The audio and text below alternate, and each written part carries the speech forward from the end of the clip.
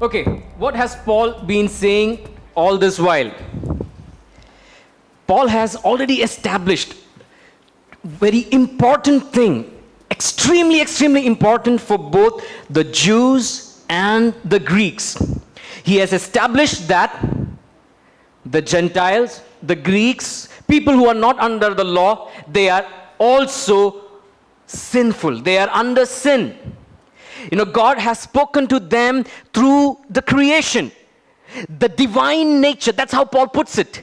The nature of God is evidenced in the creation. Okay? God has spoken to them, but they have gone after other things, idols and flesh. Then he says, even the Jews, they say they have so many things to lay claim to. They are the special people, the chosen people, the covenant people. Nevertheless, Paul says, of all that they can claim, if their heart is not circumcised, if their heart is not right with God, all that they can boast about is nothing. So, the whole humanity, the Jews and the Greeks, everyone is equally under sin. The Greeks can't look down on the Jews. Who are this bunch of people? These anti-nationals. They are like cannibals. They were ridiculed. They were thought about eating each other's flesh. They used to have love feasts. They used to come together and God knows what happens. Maybe orgies. They were sexually perverse. They used to eat the flesh of some man. They were ridiculed. The Christians were ridiculed by the Greeks. They thought they are the social higher-ups. And these Christians, these cultic people, they are nothing. The Jews had so much to lay claim to. They are the covenant people. And the rest of all the world, they are not chosen. They're going to perish. But here Paul says, no, all of you are equally under sin. There is no one up and no one below. All of you are equally under sin. So there is no hierarchy that anybody can lay claim to. Now, when he's talking to the Jews, he says, he talks about the law. If I say that, Ezekiel here is 6 feet tall, how do I know he's 6 feet tall? I have a measure, a standard, a scale. So when Paul is talking about the Jews, he's saying that they have fallen short. Everybody has fallen short of the glory of God. But when it comes to the Jews, he talks about the law. The law was an incomplete revelation of God's nature. And it was never meant to justify. It was a scale, a standard, a measure against which the Jews have fallen short. And when you talk about the non-Jewish people, they also have a measure. That measure is the incomplete revelation of God's nature and power in the creation. So there is a measure, and that measure is the divine nature. Turn with me to Romans chapter, I believe Romans chapter 1. Yeah, Romans chapter 1 verse 20. Can we have Romans chapter 1 verse 20 on the screen? Yeah, for his invisible attributes, namely his eternal power and divine nature. So what are those invisible attributes that Paul is talking about? He's talking about the eternal power and divine nature, the nature of God. Be it the law that the Israelites had, or be it the creation. The divine nature have been clearly perceived ever since the creation of the world in the things that have been made, so they are without excuse. So Paul says there is a measure, a standard, a scale which is available for the non-Jews in the things that have been made. And you talk about the Jews, they have a measure, a standard, a scale which is the law. And against this measure, this standard, both the groups have fallen short. There is a standard, a measure. Try to understand that. That measure is nothing but the divine nature. Against the divine nature, when you talk about the creation, it is an incomplete. I'll tell you why I'm saying incomplete, okay? It's an incomplete revelation of the divine, invisible attributes, his eternal power and divine nature. You talk about the law of God that the Jews had, that is also an incomplete revelation, manifestation of divine nature. And against this incomplete measure, standard, all have fallen short of the glory of God. They have fallen short. But interestingly, Paul says, this measure was never meant to justify. What was the purpose of this measure? The purpose of this measure was so that they know who they are, that they are under sin. They have knowledge of sin, what is wrong and what is right. A measure, a standard is very important.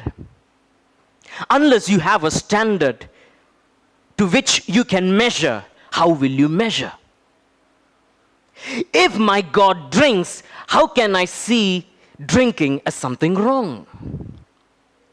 Once I had a problem with my bike. I took it to a garage. It was early in the morning, so I had to wait for almost 45 minutes for this garage to open.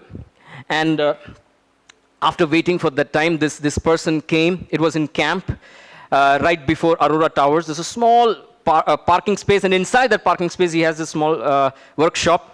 He came, he opened up, and I was watching him very intently, what is he doing, because I've been waiting for him for such a long time. He opened up, he had a photograph of some saint, which he started his day with worshiping. But the interesting part was how he worshipped. You know, he took a cigarette. He didn't smoke it. He lighted the cigarette. He did like this and placed it as like incense stick in front of that photo. I was so inquisitive, why a cigarette? So before I told him what is the problem with my bike, I asked him, why did you light a cigarette to this man? So he showed the photograph to me. He said, see, this saint used to smoke a lot. He loved cigarette. So I'm offering him cigarette. What is the measure that man will have? You need to think upon that. What is the measure that you have? This is the measure.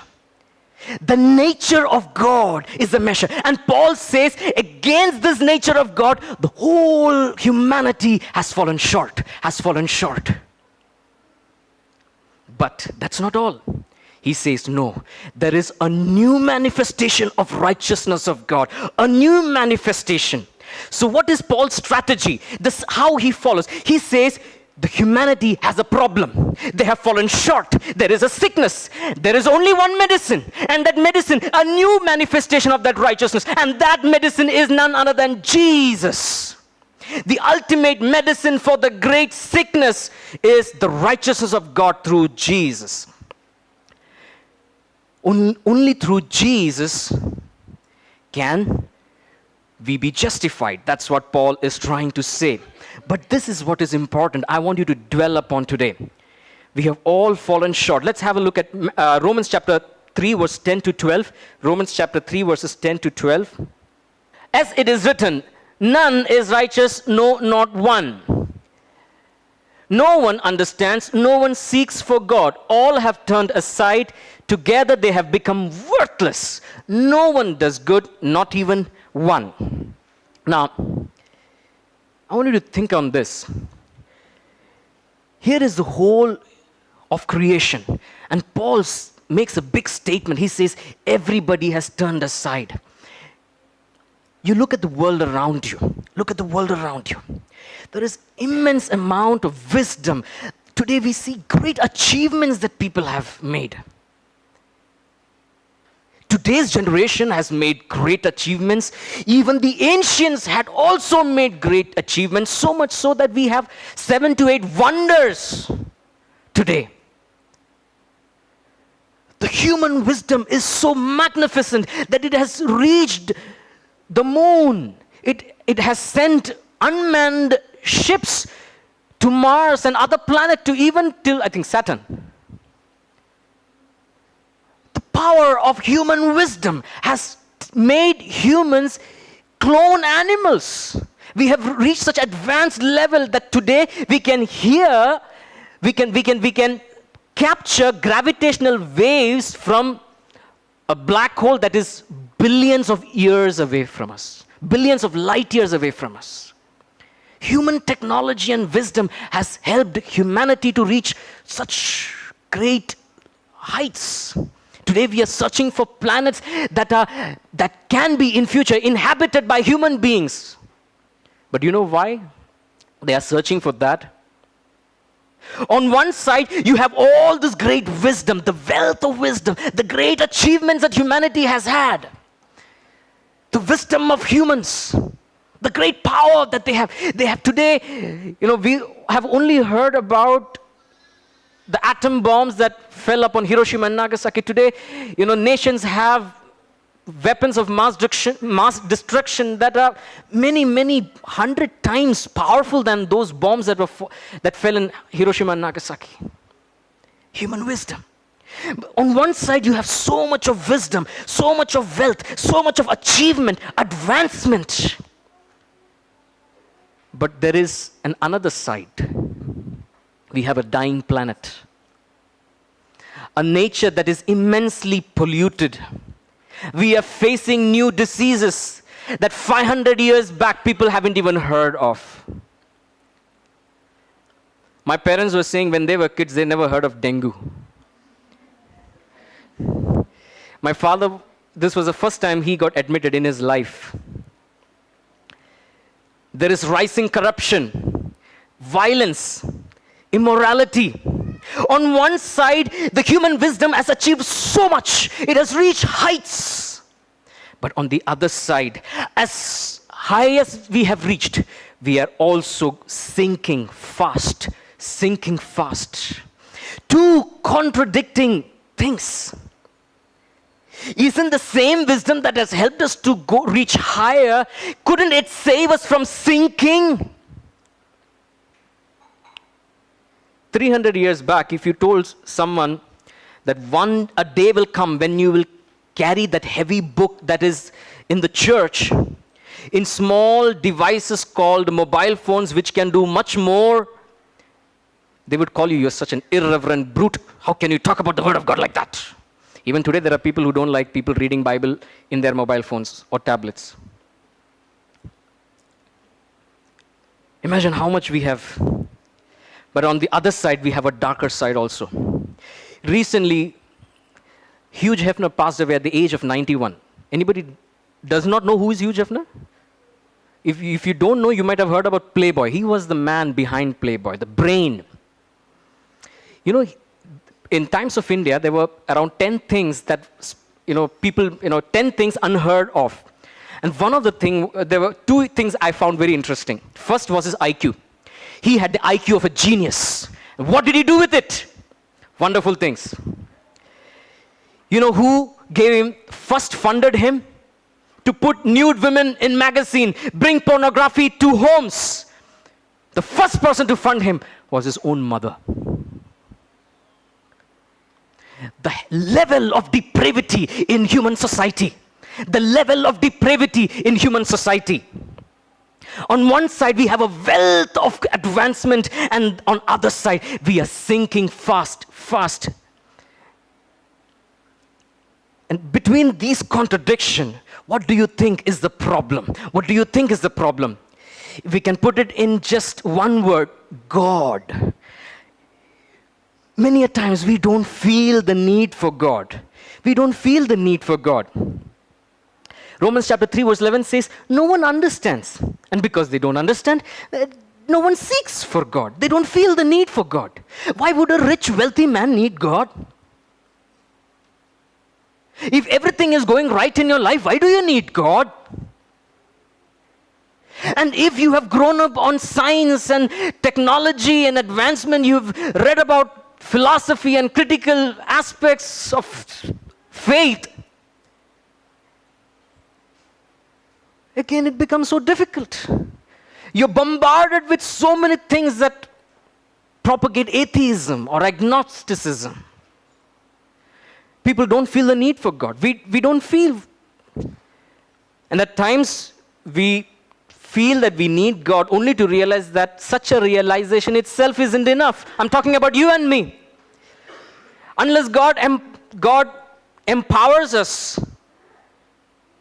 even the feeling of that we need God sometimes doesn't suffice. There are so many areas where we feel that, we can do without God. We can do without God. As Christians, I'm talking about we Christians now. I'm not talking about those people that Paul is talking about. You and me who are sitting here. Many a times, there are a lot of areas we are so oblivious of that unknowingly we go about doing those things, and somewhere, we don't feel the need for a divine intervention. I had a funny experience.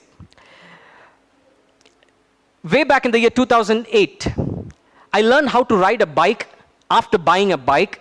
It was in 2008. Till then, I did not know how to ride a bike. Due to certain wonderful prophets and their prophecies, I was never allowed a bike. But when I came to UBS to study way back in 2008, I had to get a bike. I thought of a cycle, but God gifted me a bike. Now, I was very new. I had just learned it.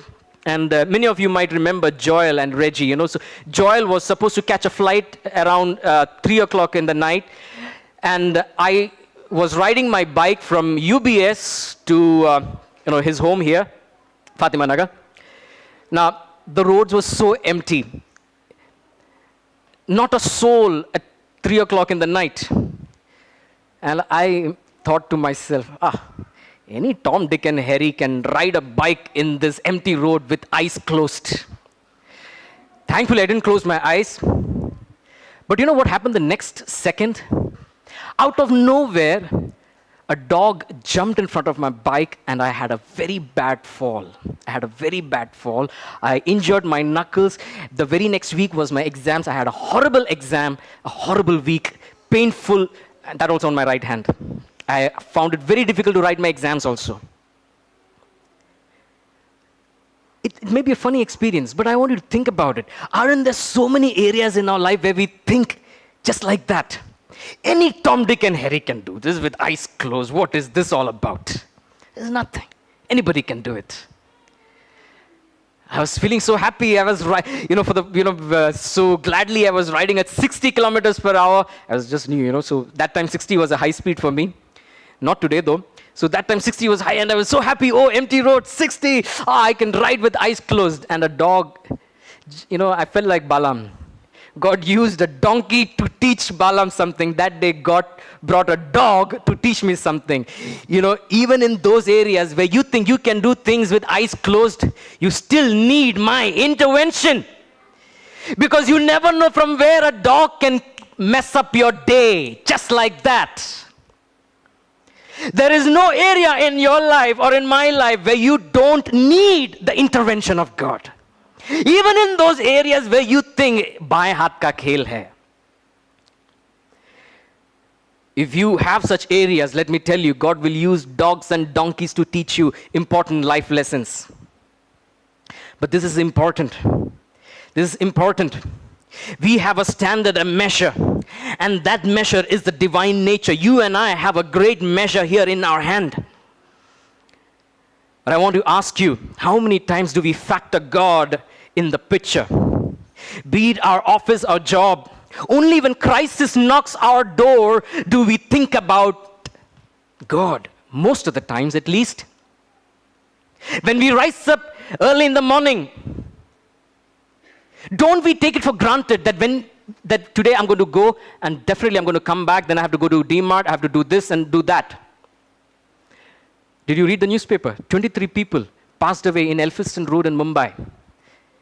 There was no major natural calamity or an explosion or bomb explosion which created a stampede. They still don't know. Some say there was some sound because of a short circuit. Some say it was slippery, because of the rain.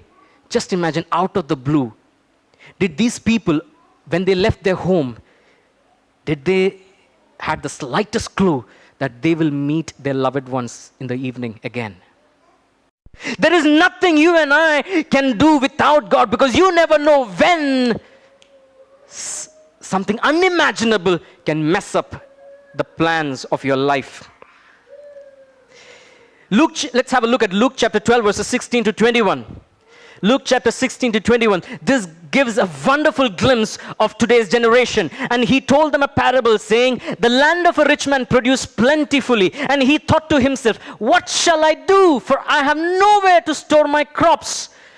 And he said, I will do this. I will tear down my barns and I'll build larger ones. And there I will store all my grain and my goods. And I will say to my soul, soul, you have ample goods laid up for many years. Relax, eat, drink, be merry.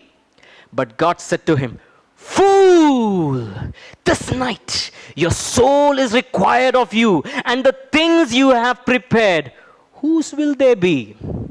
You know, this is one of the most important recurring thing in Ecclesiastes, if you have read Ecclesiastes. The preacher keeps on talking about this. So is the one who lays up treasure for himself and is not rich towards God. You know, let me tell you, God is not just a factor. He is, or he ought to be, the only factor in our life. Most of the times there are so many factors in our life, but as children of the living God, God should be the only factor in your life, not the most important factor, the only factor in your life. Because he is the measure. That is the first thing I want to drive home today. He is the measure towards which you have to regularly, every day, compare yourself and feel the need for him in your life. Because if you don't feel the need for him, you are in a lot of danger. Unless we recognize our incapability, our nothingness, we won't feel the need. Unless you see yourself against this measure, which is the nature of God, unless you see that, you will never feel the need for God in your life. And unless you feel the need for God in your life, there will be no progress. Unless we recognize the need, there will not be progress. Let me take you the example of Moses. A wonderful young boy, really blessed. When he was a baby, before he could make decisions and choices, his life faced an immense tragedy. But his mother saw something many mothers did not see that day. There were many mothers in Egypt. And what they couldn't see, the mother of Moses saw in Moses that he was beautiful. I wonder why other mothers did not feel their children were beautiful. But she felt he was so beautiful that she risked her life and safely did something in such a way that he landed up in the house of Pharaoh's sister. And do you know who brought him up? This guy was so blessed. God made his life, he planned out his life such a way that his own mother was babysitting him. His own mother helped him grow up. And I'm sure this lady, as much as his adopted mother would have taught him the best knowledge, the best of wisdom available in Egypt, his own mother would have secretly taught him a lot of important Israelite values also. And this young man grew up well educated, well trained, probably had many victories to win for the land of Egypt, a celebrated hero. But one day, he realized his brothers and the mess that they were in. He goes out to sea. This is how, have you heard about the name Stephen? Stephen was, before he was stoned to death in Acts of Apostles, he made a wonderful speech. He presents a wonderful commentary about Moses. Let's have a look at Acts chapter 7 verses 22 to 29. Acts chapter 7 verses 22 to 29. And Moses was instructed in all the wisdom of the Egyptians, and he was mighty in his words and deeds. When he was 40 years old, it came into his heart to visit his brothers, the children of Israel. And seeing one of them being wronged, he defended the oppressed man and avenged him by striking down the Egyptian. Okay, so there is, imagine this, Two chaps, one skinny, undernourished, underfed, overworked, depressed, stressed out Israelite, and a well-fed Egyptian. Both of them are having probably some kind of fight, and Moses goes with one blow. The Egyptian is down, dead. Not unconscious, he's dead. Okay? He supposed that his brothers would understand. Now here is the great assumption of Moses. Moses assumed that his brothers would understand that God was giving them salvation by his hand. But they did not understand. Look at that.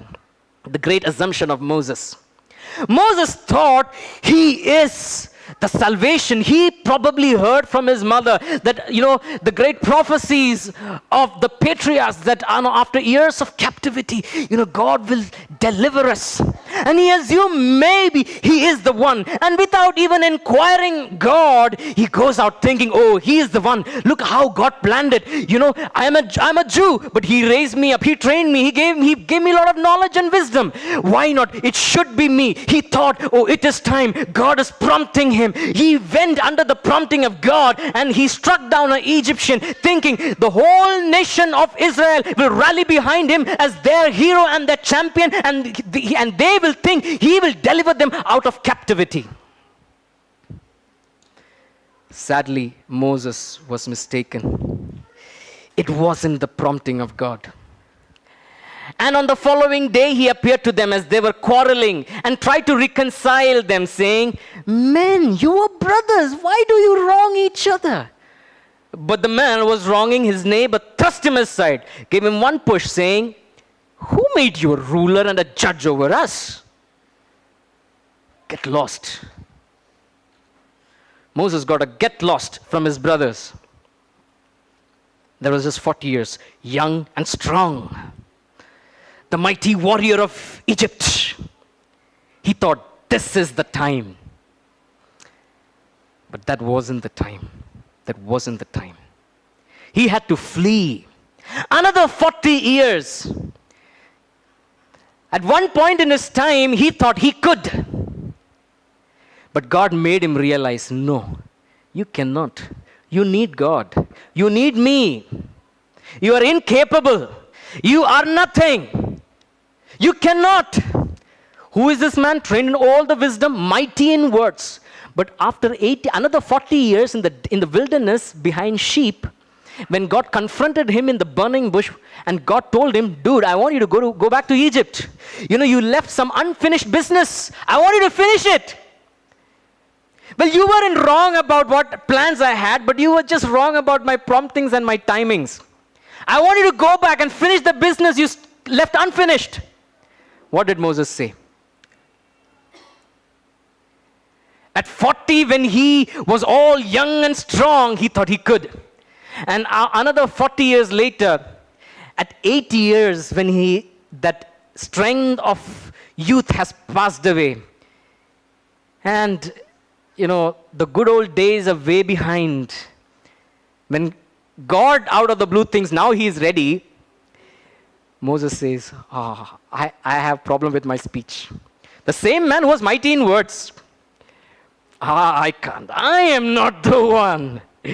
You know what? If you go back to that encounter with the burning bush, Moses was so stubborn.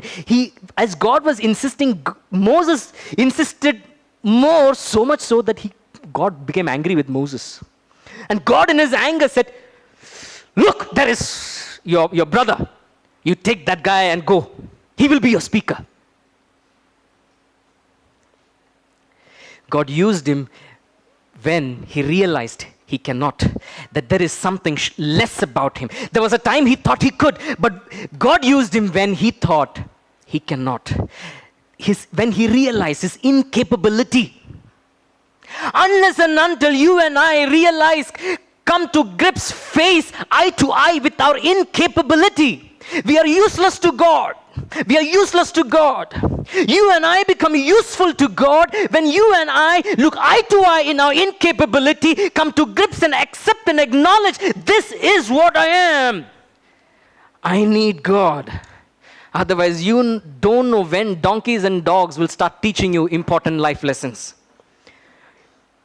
God used sheep to teach Moses for 40 years. It took God 40 years to teach Moses that he cannot. In spite of all that he had learned and gathered, he looked at himself bad with his speech. It's not that in 40 years he forgot he had some disease or no. Let's think about Jacob, a man who was talented, skilled with shrewdness. He was the master of deception. With his shrewdness and cunningness, he bought the birthright. All he had to give away was some red stew. At the cost of a red stew, he bought birthright. With his mother's help and deception, he got the blessings of birthright. With his shrewdness and deception and manipulation, he became a rich man, master, a lord over slaves, servants, and thousands of sheep and goats and camels. With his shrewdness, he never had to seek God in all this. He did it because he knew he could. But a moment came in his life where he realized, okay, this is that moment where all my shrewdness and cunningness is going to fail. And he sends away all his possession. He remains back and tells God, unless you bless me, I will not leave you. Unless you bless me, I will not leave you. He held God so powerfully that God could not let him go unless God touched his thigh. He came to a position where he knew that I cannot, unless you bless me, I am not going to leave you. He held God with all his life. He became desperate. And that's the day Jacob became Israel. That's the day Jacob became Israel. If you want the blessings of God, if you want the power of God to penetrate into your life and transform you, you need to come to grips with your incapability. You need to come to grips with your nothingness. And if you don't, God will use dogs and donkeys and sheep to teach you and tell you you are nothing. And when God calls you, you will tell God, not me, no.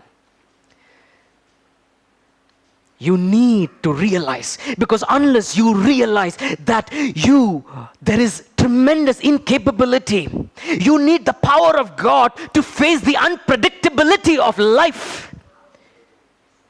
You will not progress in life. We will not progress in life. You can't be strong unless you are first weak. You can't be wise unless you are foolish. If you are wise in your own eyes, if you are strong in your own eyes, you will be humbled. But if you humble yourself, God will raise you up in due time. 1 Corinthians chapter 1 verse 27 to 28. Let's have a look at that. 1 Corinthians chapter 1 verse 27 to 28. But God chose the foolish in the world to shame the wise. God chose what is weak in the world to shame the strong. As children of God, unless you see foolishness in you, unless you see weakness in you, you're never going to be desperate for God. This was the same strategy Paul used. Before he could tell the people about Jesus, he first told them, there is tremendous lack in you. You have fallen short. You have fallen short of a great standard. Do you think they did not have a standard? They had a standard. The Gentiles and the non-Jewish people, they had a standard. But Paul says, no, there is a higher standard. And against that standard, all of you have fallen short. And that same realization needs to dawn upon you and me. If you want to be used by God, if Jacob wants to become Israel, then he has to come to grips with the reality of life, that without God he cannot proceed, that he needs God. Moses has, if he wants to be the deliverer that he desired to be for Egyptians, he has to first come to grips with the reality that he cannot achieve that goal, the desire of his heart, unless he comes face to face with his own incapability.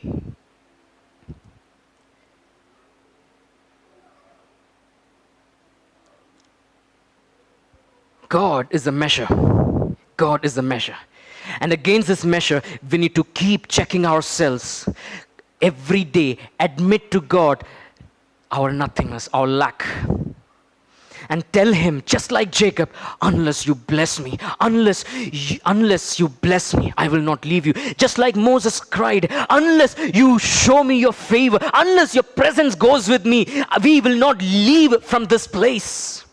You need to become desperate. Unless, oh God, your presence comes with me, let me not leave my home. Let me not rise up this morning. If the sun shines on me today, then let your presence come before the sun upon my life. We need to be desperate for the presence of God. And you're never going to be desperate unless you come to grips with your incapability. The second aspect. Let's have a look at Romans chapter 3, verse 21 to 22. Romans chapter 3, verse 21 to 22. But now the righteousness of God has been manifested apart from the law, although the law and the prophets bear witness to it. The righteousness of God through faith in Jesus Christ for all who believe, for there is no distinction. Jesus is the greatest gift of humanity. Is the greatest gift. This is how the author of Hebrews puts. Hebrews chapter 1, verses 1 to 3. Hebrews chapter 1, verses 1 to 3. Long ago, at many times and in many ways, God spoke to our fathers by the prophets. But in these last days, he has spoken to us by his Son, whom he appointed heir of all things, through whom also he created the world. He is the radiance of the glory of God and the exact imprint, the complete fulfillment and complete revelation of God's nature. And he upholds the universe by the word of his power. That's why I said the law was an incomplete. The creation is an incomplete revelation of who God is, of God's nature. Because the full and exact, the complete impression, revelation of God's nature, manifestation of God's nature is the Son of God, is the Son of God.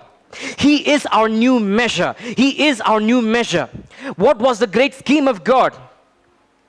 You know, I'm sure there are many fathers here, and even others. You know, you will always have someone you deeply love, and you know when you deeply love someone, you always want them to have the best, right? Whatever you think is the best. Now, for example, I'll give you my example. You know, I love Levi's jeans because I think that's really best. I love the fittings. I love the fitting. I love the durability. It's tremendously durable. I love it. I only buy Levi's jeans. I don't have hundreds of it. I just have one or two. That's enough for me. Now, but the point is this. What do you think if tomorrow I have to buy a jeans for Israel? What jeans will I choose? What I think is good, right? Right? If I have to buy something for him, I will go what I think is the best. There is a father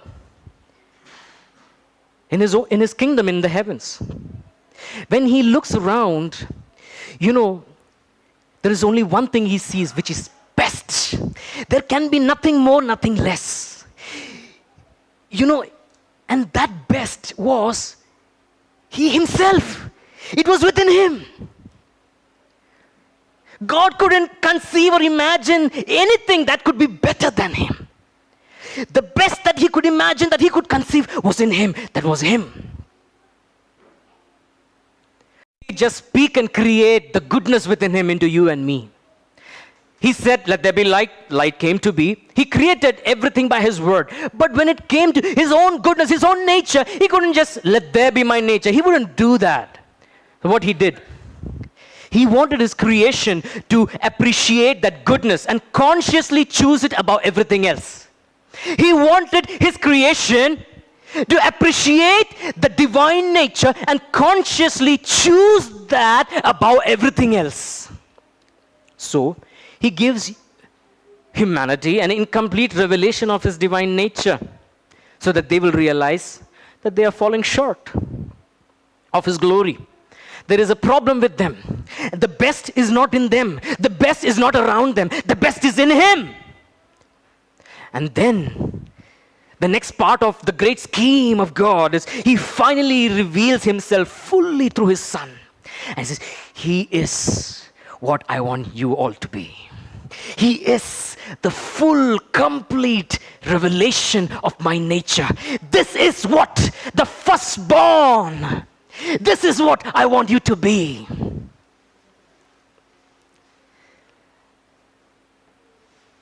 Why? Many people have said, we are created to worship him. We were created to worship Jesus for him.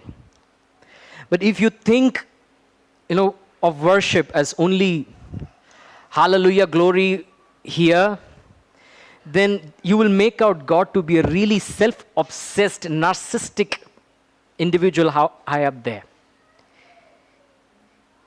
He doesn't want your proof, your certificate that he is holy, he is righteous.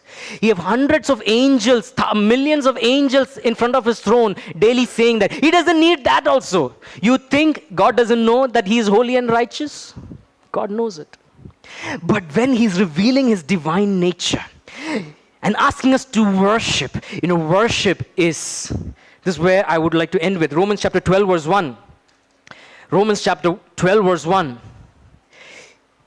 I appeal to you, therefore, brothers, by the mercies of God, to present your bodies as a living sacrifice, holy and acceptable to God, which is your spiritual worship. When I first said the first point, that I want you to look at this great measure, realize your nothingness, and tell God you need him every day. That every day you tell God, God, I want your presence to go with me. That is worship. That is worship.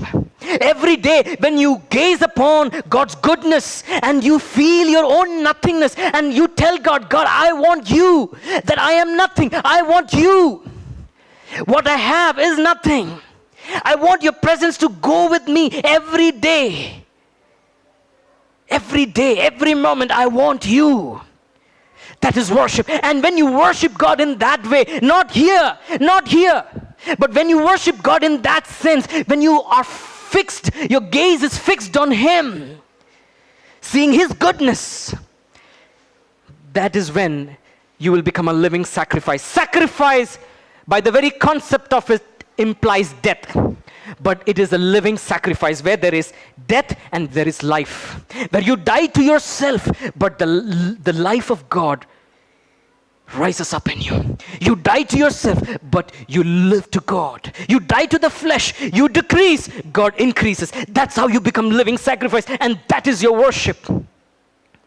He wants nothing more, nothing less than the best for you. If I, a fallen man, will want the best for my son, do you think God will want anything less for you?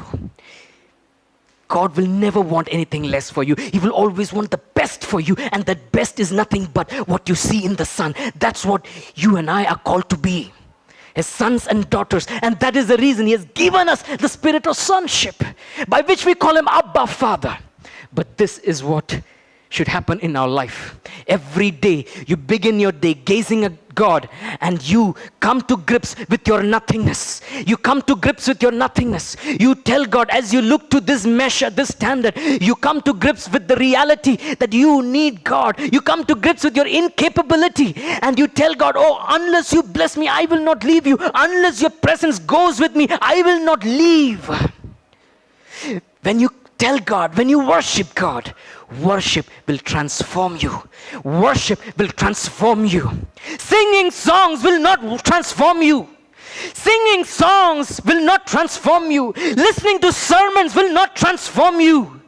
When there is life and death together in your life, that is when your life transforms.